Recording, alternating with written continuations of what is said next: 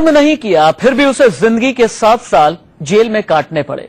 उसने किसी का बुरा नहीं किया, लेकिन उसके परिवार को सबसे बुरे दिन देखने पड़े। उसने कभी भी किसी का दिल नहीं दुखाया, लेकिन सिस्टम की नाइंसाफी ने उसके दिल के टुकड़े टुकड़े कर दिए। ये कहानी मुंबई के एक बेकसूर शख्स की है, जो अब सरकार और कानून से अपनी खोई हुई इज्जत वापस मांग रहा है। कुछ बताने के बाद तो उन्होंने मेरी सुना नहीं। इस तरीके से 10 महीना मेरी केस चलती रही और 10 महीने में जो मतलब मेरी जो फिर 31/5/2010 में मुझे 7 साल का कारावास की शिक्षा सुनाई गई। पूरी कहानी सुनने से पहले ये जान लीजिए कि गोपाल शेट्टी पेशे से होटल के बावर्ची हैं। कभी उनका भी हंसता खेलता भरा पूरा परिवार था। माता पिता के साथ परिवार में उनकी पत्नी और फूल जैसी 2 बच्चियां भी थी, लेकिन अब पूरा परिवार बिखर चुका है और उसकी वजह है अंधा कानून। घर का जो माहौल था वो एकदम मातंग में बिगड़ गया था। मेरे बच्चे 10 महीने से पूछ रहे थे पापा कभी आएंगे, पापा कभी आएंगे। 4 महीने के बाद मैंने बच्चे को बोला, मेरे मिसेस को, क्योंकि मेरे बच्चे जो है उसको अनाथ आश्रम में डाल दो। अब पूरी कहानी सुनिए। दरअसल गोपाल शेट्टी पर मुंबई की कुर्ला जीआरपी ने रेप का केस दर्ज किया था। लोअर कोर्ट ने भी सबूतों और गवाहों के बिना पर गोपाल को बलात्कार का मुजरिम माना और 7 साल के लिए जेल भेज दिया। गोपाल शेट्टी जेल गए तो समाज की जिल्लत और तानों से तंग आकर उन्होंने अपनी पत्नी की शादी दूसरे से करवा दी। 2 बच्चियां थीं जिन्हें अनाथालय भेज दिया गया। मां ने रिश्ता तोड़ दिया, पिता गम में घुसर गए। लेकिन गोपाल शेट्टी ने हार नहीं मानी। जेल से छूटने पर उन्होंने लोअर कोर्ट के फैसले को हाई कोर्ट में चैलेंज किया और लंबी कानूनी लड़ाई के बाद आखिरकार 10 जून को बॉम्बे हाई कोर्ट ने गोपाल को इस मामले में बेकसूर ठहराते हुए बाइज्जत बरी कर दिया। लेकिन बरी होने के बाद गोपाल शेट्टी को क्या मिला? जेल से बाइज्जत बरी होने के बाद गोपाल शेट्टी पूरे सिस्टम पर सवाल उठा रहे हैं। वो चाहते हैं कि कानून उनकी खोई हुई इज्जत वापस करे। वो 7 साल वापस करे जो उन्होंने जेल की काल कोठरी में बिताए। वो परिवार वापस करे जो अब उनके साथ नहीं है। अपनी मांग पर अटल गोपाल 29 जून से बिना कुछ खाए पिए इसी तरह सड़क पर धरना दे रहे हैं। वो मुख्यमंत्री देवेंद्र फडणवीस के सामने गुहार लगा चुके हैं, लेकिन बार बार सीएम ऑफिस का चक्कर लगाने के बावजूद अभी तक सीएम या सरकार के किसी प्रतिनिधि ने उनकी फरियाद नहीं सुनी है। मैं सीएम को तो ऑलरेडी 2 बार मिला था, उन्होंने 10 दिन का टाइमिंग दिया था, लेकिन अभी फिलहाल 3 महीना हो गया है। लेकिन अभी तक मुझे 14 दिन के अंदर मैं भूखा प्यासा यहाँ पे मैं पोजीशन पे बैठा हूँ, लेकिन फिर भी मेरा दुख या फिर मेरा कोई भी नहीं, मतलब मुझे कोई भी अभी तक रेस्पॉन्स नहीं दिया, फिर कोई आया भी नहीं अभी तक। बलात्कार के आरोप में 7 साल की सजा काटने के बाद गोपाल शेट्टी को अदालत ने निर्दोष बरी कर दिया। लेकिन इन 7 सालों में गोपाल शेट्टी के दिल पे जो जख्म हुए हैं उसे कौन भरेगा? इस सवाल का जवाब पाने के लिए आज भी गोपाल शेट्टी अपनी जिंदगी की जंग लड़ रहा है। लेकिन बदनसीबी तो इतनी है कि तमाम कोशिशों के बाद भी गोपाल की आवाज सरकार तक नहीं पहुंच पा रही है। कैमरा पर्सन फिरोज के साथ सुनीता गौर, इंडिया न्यूज मुंबई।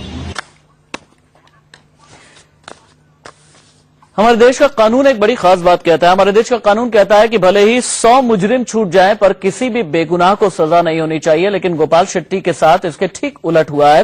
गोपाल शेट्टी मेरे साथ लाइव मौजूद हैं, मुंबई से जुड़े हुए हैं। गोपाल जी, सबसे पहले तो हमें ये बताइए कि पिछले 7 साल में आपने क्या क्या देखा है? 7 साल पहले क्या हुआ था और 7 साल की आपकी जिंदगी में किस तरीके के उतार चढ़ाव आपने देखे हैं?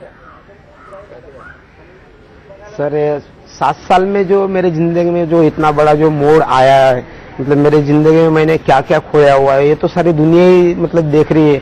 और मेरी जो भी स्टोरी है पूरी ईगल है। जैसे कि ये 2009 में घाटकोपर रेलवे स्टेशन पे जिस तरीके से एक मंदबुद्धी एक बाई और स्त्री और बलात्कार हल्ला होता, ज्या संदर्भामध्ये मला गोपी नावाच्या जो मतलब जो संदर्भ में मुझे जिस तरह से अरेस्ट किया था, गोपी नाम का ऐसा मतलब सेक्स बना के मुझे लेके गए।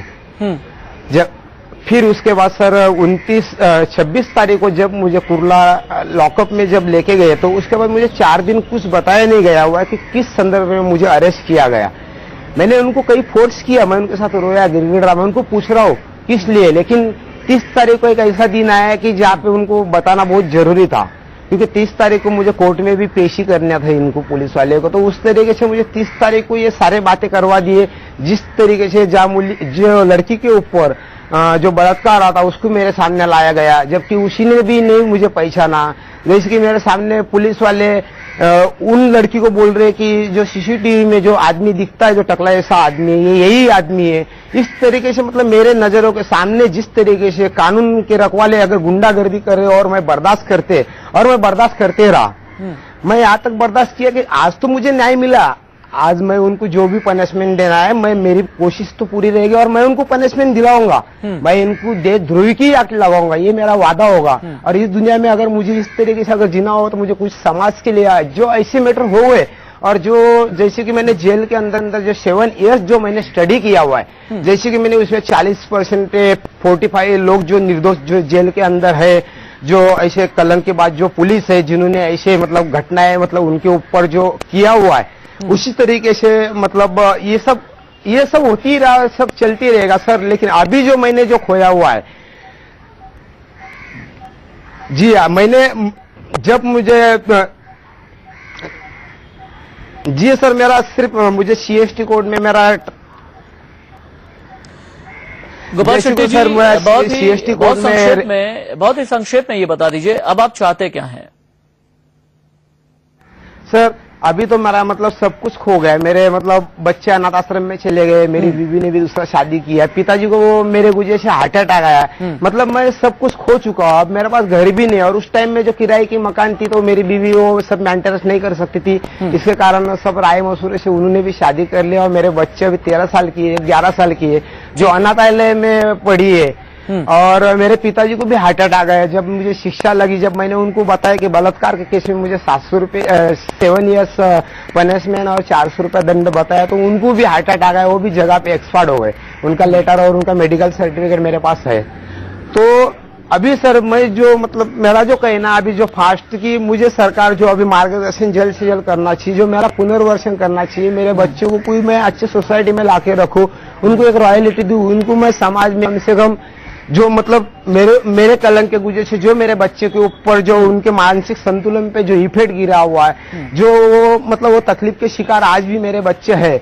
जैसे कि मतलब मीडिया जा रही हो, आज से फोन आ रहा है उधर से मेरे बच्चे लोग भी आज डर गए, उधर सब कैमरा लेके जाती है।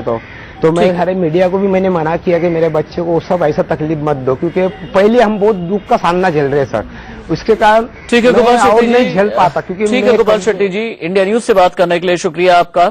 जेल की सलाखों ने आपका सम्मान छीन लिया और नाइंसाफी ने परिवार को आपसे जुदा कर दिया। खैर कोई आपके गुजरे हुए 7 साल तो नहीं दे सकता, लेकिन उम्मीद ये करते हैं कि इस खबर को देखने के बाद और इस खबर को दिखाने के बाद प्रशासन तो कम से कम चेतेगा, राज्य सरकार भी चेतेगी और आपको बेहतर और इज्जत की जिंदगी आगे मिल सकेगी। आपका भविष्य में वक्त ब्रेक का हो चला है, कहीं मत जाइएगा, बस थोड़ा सा इंतजार के बाद खबरें जारी हैं।